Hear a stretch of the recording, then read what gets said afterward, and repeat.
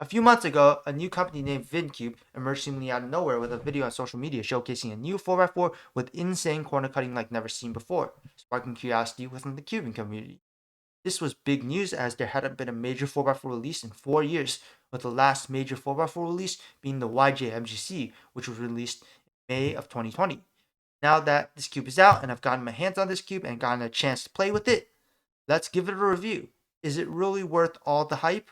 Well, let's start off by talking about specs. The Vin Cube 4 measures 60 millimeters, and it comes in two versions: standard, which retails for $24.99, and the UV coated version, which retails for $29.99. Now, for weight of the cubes, the standard version weighs 118 grams, while the UV coated version weighs 119 grams. Now, let's delve into performance, which is the most important factor when it comes to whether a cube is good or not. First, it's worth noting that the Vin Cube 4 did initially have a defective batch upon release, but Vin Cube did a very good job in owning up to this mistake, and they made a new batch that fixed all the problems. With that said, I have to mention I have a newer batch version with UV coating, so my version's fine, but if you have an old batch version, your performance may not be up to standard. With that clarified, let's actually talk about performance of the cube. Out of the box, the Vin Cube 4 is a really smooth and clacky cube and very fast. So, pretty nice out of the box, but could be better. And after setup, this cube is a lot better.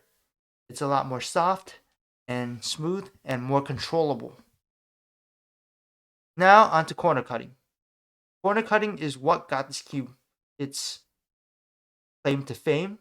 It got popular on that social media video for its insane corner cutting, and out of the box, it absolutely was really good. Corner cutting was insane. But I've tightened the cube up because the cube had one problem out of the box, which was popping. Popping was a problem with the cube out of the box. It would pop way more frequently than I'd like any 4x4 to, so I tightened the cube, and that has solved popping problems. Yes, occasionally it'll still pop, but it rarely pops now. So it's really good.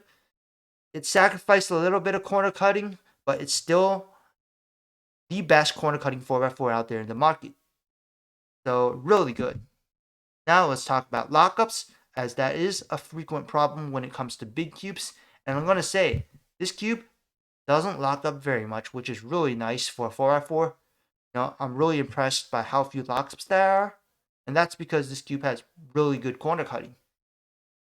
So with that said, is this cube really worth it? Absolutely.